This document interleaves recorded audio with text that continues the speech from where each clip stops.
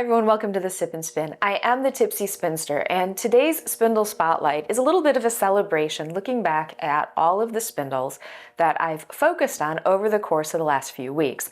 I have something really big in the works, so I'm going to step back from the Spindle Spotlights for a few weeks to get started and to get set up on the next big project that I want to showcase. I feel like the Spindle Spotlights have been going really well, so please, if there are other spindles that you want to see, if there's a style that I didn't mention, by all means, drop it into the comments and I will get started on that.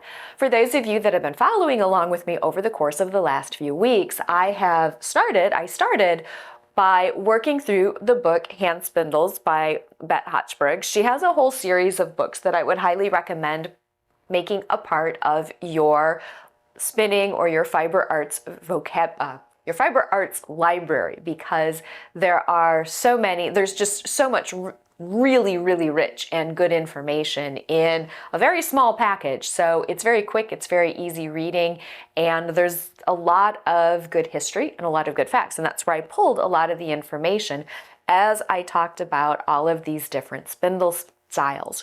One of the things that I really want to stress, and that's kind of where I'm headed today. One of the things that I want to stress is the fact that there are so many different spindle styles out there. If you find that you are getting discouraged with one style, I would encourage you to explore and maybe try a different style. One of the things that I wanted to demonstrate today is what I would like to call spinning simplified.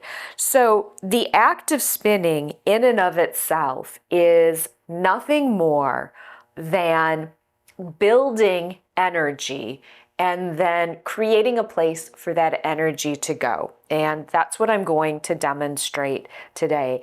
This is a lollipop spindle. These were hand painted, and you can still find them. They still pop up once in a while on Ravelry. This is one of my absolute favorite spindles. It is a top whorl spindle, and I believe this one is the Irish Rose. And I love that this top whorl has enough weight on it that even though it's small in stature, it's a relatively small spindle, it does have a really nice spin time.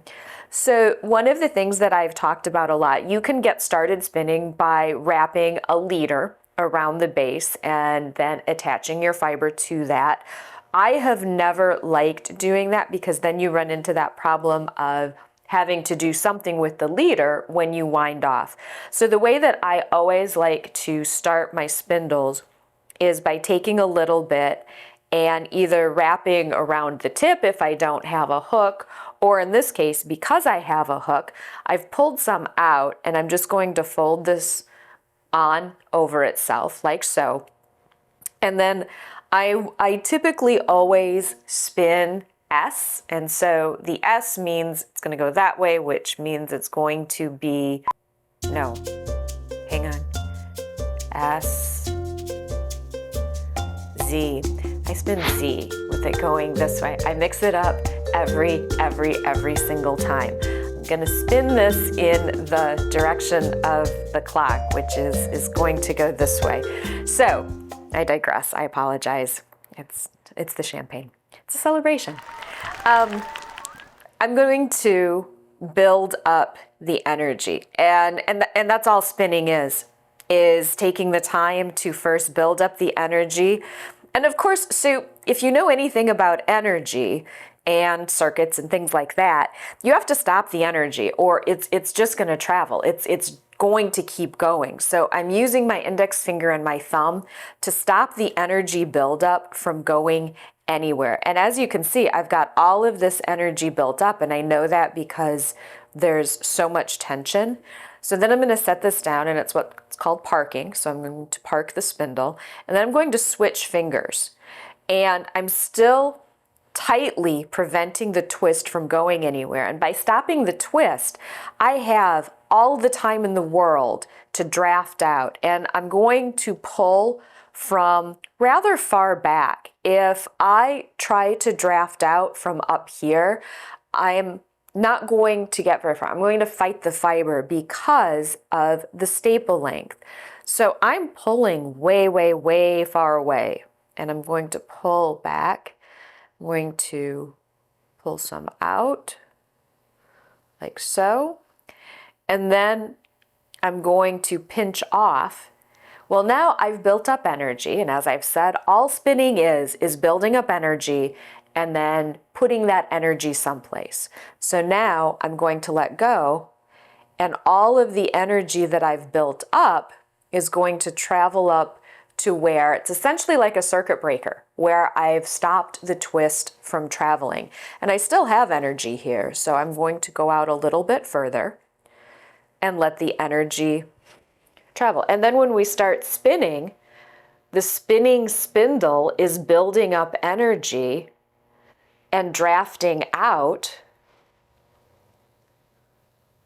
is giving that energy someplace to go. And so now I have my leader. And at this point, I can wind on.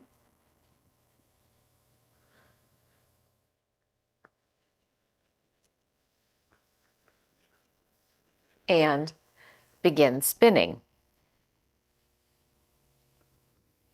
So I will hook that around. And if I'm not ready to let it go, just like always, I can, with a cat's help, can you sit? I need you to sit. Can you sit?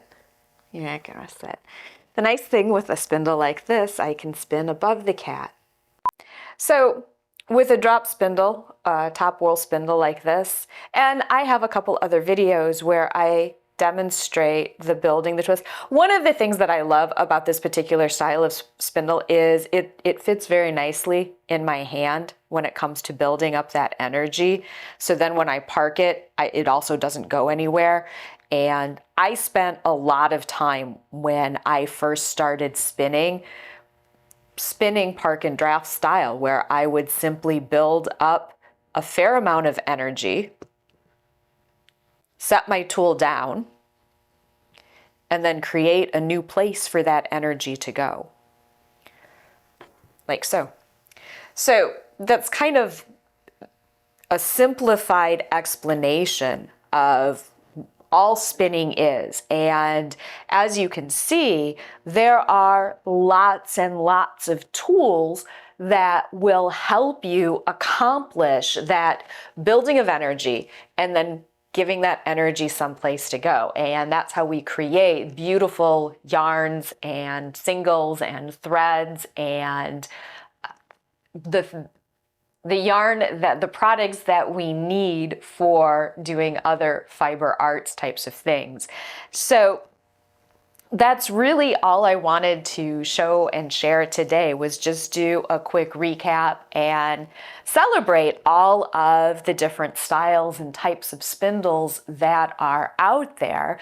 I will be getting ready to jump in and join the 100-day project over the course of the next few weeks, and I will be showcasing that on both Instagram, and I will be doing it here on YouTube, but I'll be doing it as shorts. So it's going to be a little while until you see another full episode like this, because I felt like the spindles, or I feel like the Spindle Spotlights really offered something that was a little bit unique and different, and I want to continue doing that.